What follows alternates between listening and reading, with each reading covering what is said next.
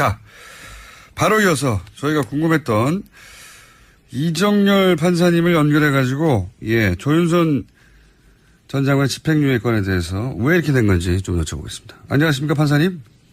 안녕하십니까. 네.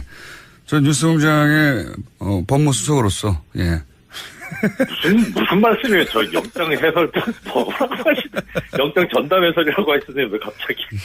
하여튼 그때그때 달라집니다. 직책이. 알겠습니다. 네. 우선 법원이 무죄로 판단한 이유를 좀 전문가로서 설명해 주십시오. 일단 조윤선 전 장관에 대한 부분을 보면, 네. 지금, 큰 틀을 먼저 말씀을 드릴까요? 아니면 그 부분만 먼저 말씀을 드릴까요? 큰 틀부터 말씀해 주십시오, 그러면. 일단 지금 이 사건에서 그 큰 틀에서 재판부가 이 사건을 보고 있는 시각이 그대로 드러나고 있는 부분이 있습니다. 네.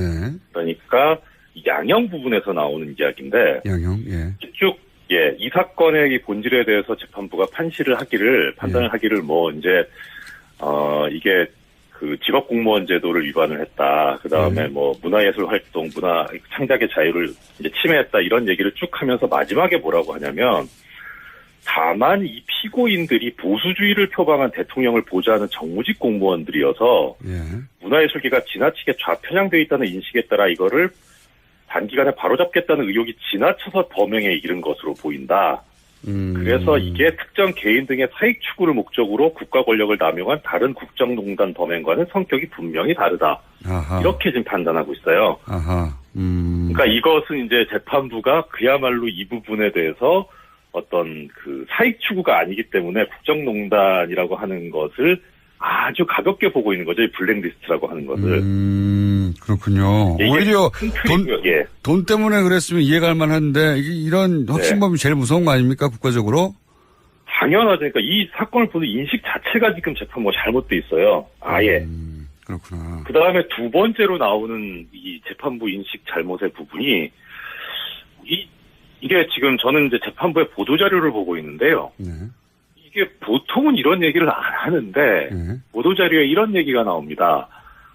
이 사건에 있어서 노태강 전 국장을 이제 해임하는 부분, 그 부분에 있어서는 대통령의 공범이다. 박근혜 전 대통령의 공범인데 해임은 공범인데. 그 이외의 부분에서는 특히 이제 문화예술계 지원 배제 부분에서는 공범 인정하기 부족하다. 아하. 얘기를 하고 최순실은 전부 다 공범이 안 된다. 그거를 별도의 보도자료를 냈어요. 그래서 굳이 이렇게까지 하나. 그 다음에 이제 또 하나 그러면 그 얘기는 박근혜 전 대통령이 블랙리스트와 관련해서는 공범이 안 된다고 이 재판부는 판단한 거죠. 그렇죠. 이제 그렇게 보게 되면 아까하고 좀 모순이 생기는 게 이제 보수주의를 표방한 정무직 공무원이란 말이에요. 그런데 대통령이 보수주의인데 대통령 몰랐다는 얘기가 되거든요. 그러면은 대통령이 모르는 상태에서 지시도 안 했는데 김기춘 비서실장 이하 정무직 공무원들이 이걸 다 알아서 했다는 얘기가 되거든요. 그러니까 저도 모순이 된다고 보는 게 지금 이제 대통령이 가지고 있는 정치 지향 그거를 구현하기 위해서 사익이 아니라 정치 지향을 구현하기 위해서 그랬다는 건데 근데 대통령은 관련이 없다는 거 아닙니까 또 막판에. 그렇죠. 이 판단에 의하면. 앞뒤가 안 맞는 거네요.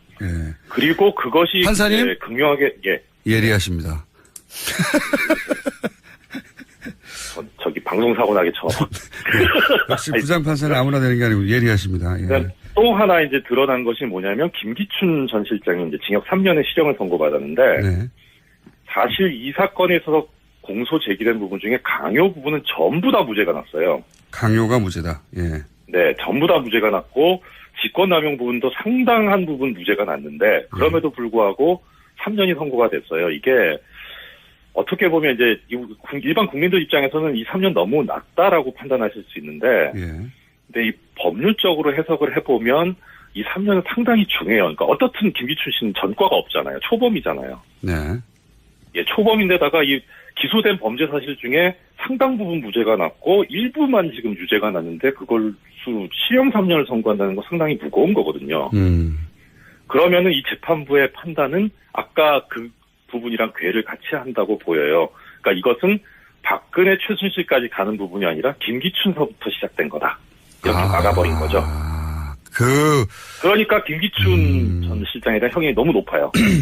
행간에 지금 그런 그 해석이 깔려 있는 거군요, 인식이. 네. 예, 그러니까 이게 쭉 나오는 것 같아요. 그러니까 박근혜 전 대통령은 공범이 아니고 이것은 김기춘 전 실장이 기획해서 실행한 것이고 그러므로 김기춘 전 비서실장이 책임이 크고 그리고 나머지 그 사람들 중에 특히 조윤선 전 장관은 상관이 없다 여기에.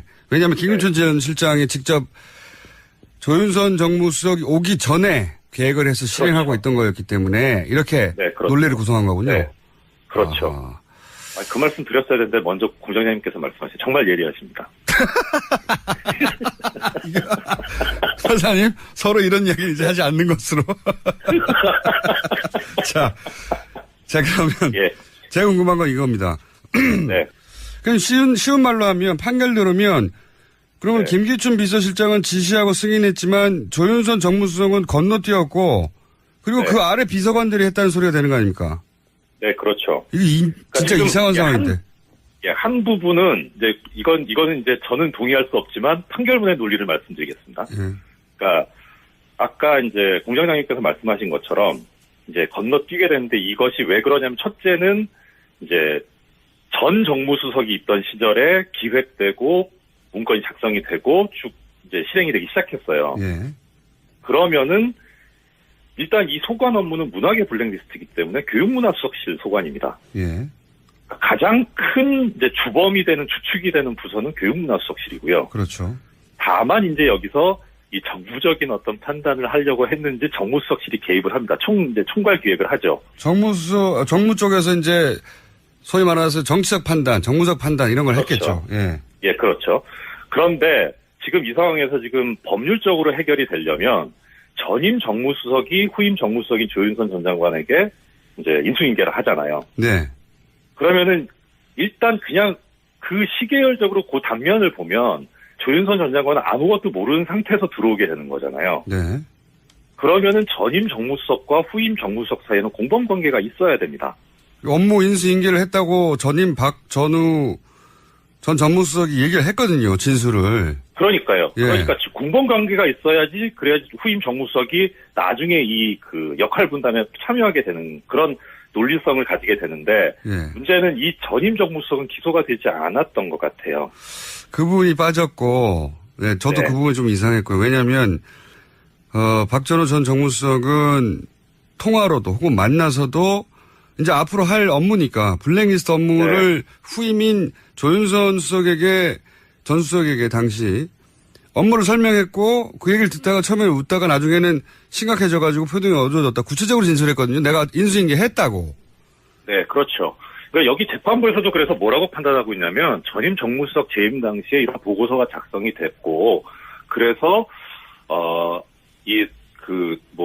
정부에 반대하는 개인 단체를 선별을 해서 지원해서 배제하도록 하는 행위를 하게 했는데 이것에 관해서 의견을 개진을 하고 점검을 한 것으로 의심되는 사정이 인정이 되기는 한다. 이렇게는 써놨어요. 인정이 되기는 하나. 의심이 된다. 예. 그런데 문제는 뭐냐면 지금 여기서 공범은 뭐냐면은 그 정무비서관. 이 정무비서관이 지금 공범으로 돼 있는데 정무비서관은 실제로는 전임 정무수석 하에서 이제 여러 가지 행동을 한 것으로 지금 기소가 돼 있고 그 범죄 사실에도 그렇게 돼 있고요. 그다음에 이 사람하고 지금 후임 정무수석인 조윤선 장관 사이는 별다른 지금 연결고리가 안 보여요. 판결문상으로는. 그러니까 저도 그게 또 이해가 안 가는 게요. 전임 정무수석도 블랙리스트를 인수인계했다고 하고 그리고 그 정무 비서관도 여기에 혐의가 있고 그리고 특히나 전임 문체부 장관도 구속이 되고 그리고 문체부 차관도 구속이 됐는데 오로지 조윤선 정무수석과 조윤선 문체부 장관만 건너뛰었다고 이게 이야기가 되는 거거든요. 쏙 빠져서. 그러니까 법률적으로 보면 전임 정무수석이 이 지금 공범관계 고리에서 빠져 있는 것이 그러니까 기소 단계에서 그렇게 된 것 같긴 한데 그것이 지금 법률적으로 보면 무죄가 나오게 되는 가장 큰 원인이었던 것 같고 고리가 빠졌다. 더 큰 거는 지금 이것을 그러니까 어느 한순간 시간마다 단편적으로 보게 되면 그런 판단이 가능할 수도 있어요. 있지만, 예, 크게 보면 이 조윤선 전 장관이라는 사람은 박근혜 대통령 후보 시절부터 여기에 관여하고 있는 사람이잖아요. 그러니까 큰 아주 그림을 가까운. 그리는 사람이고, 네네. 예.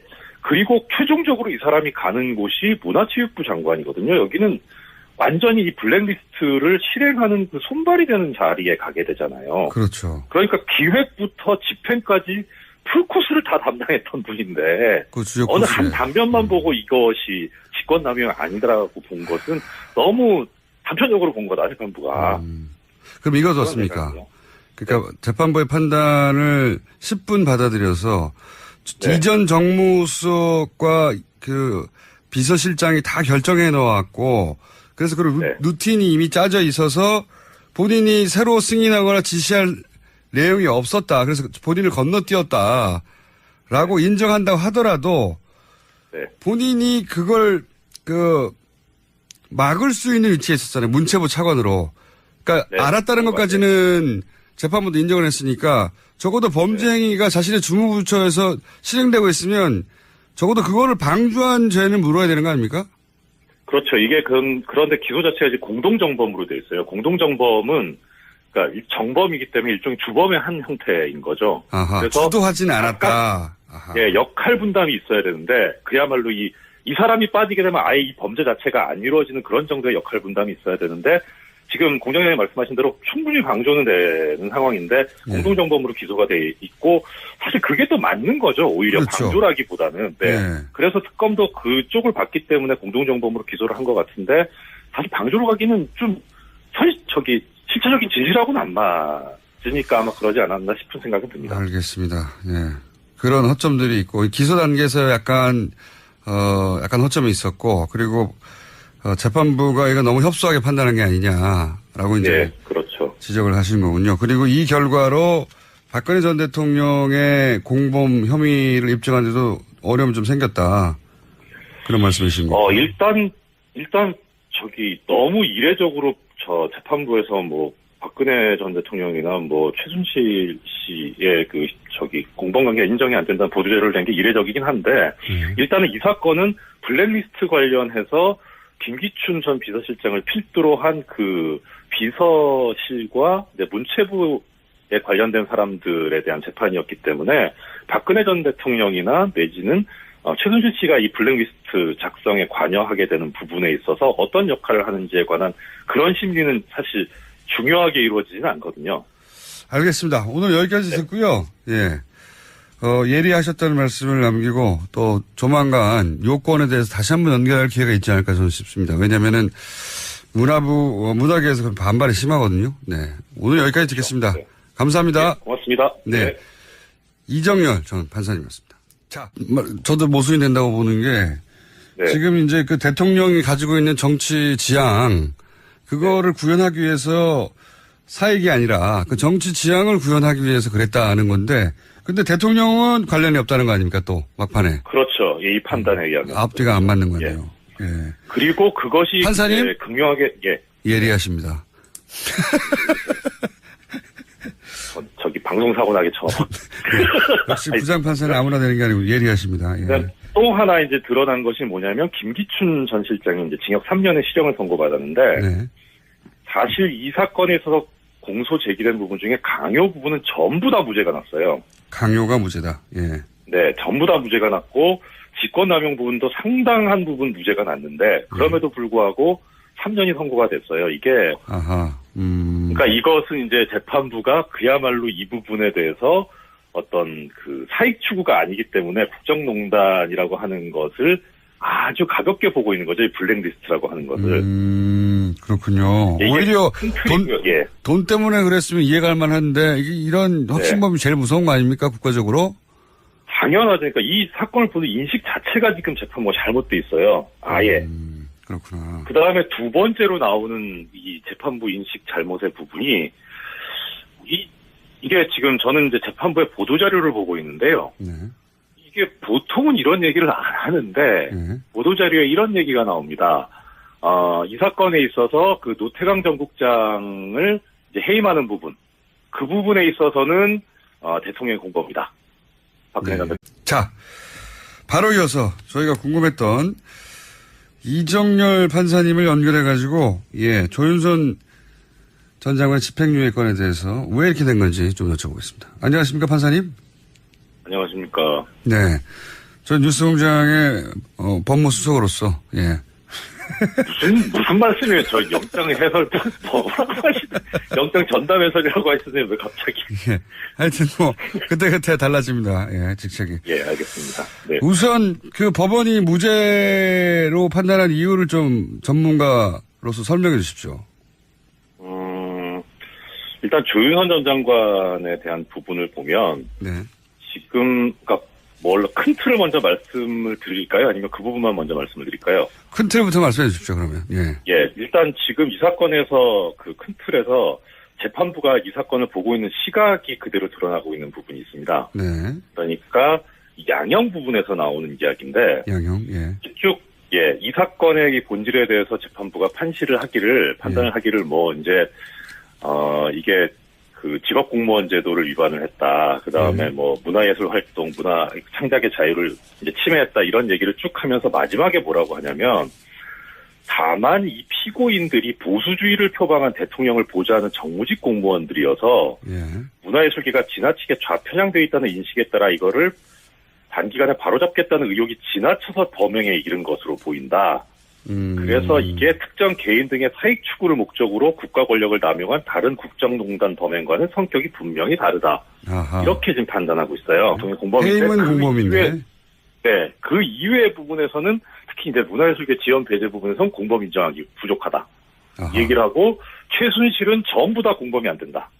그거를 별도의 보도자료를 냈어요. 그래서 굳이 이렇게까지 하나. 그 다음에 이제 또 하나. 그러면 그 얘기는 박근혜 전 대통령이 블랙리스트와 관련해서는 공범이 안 된다고 이 재판부는 판단한 거죠? 그렇죠.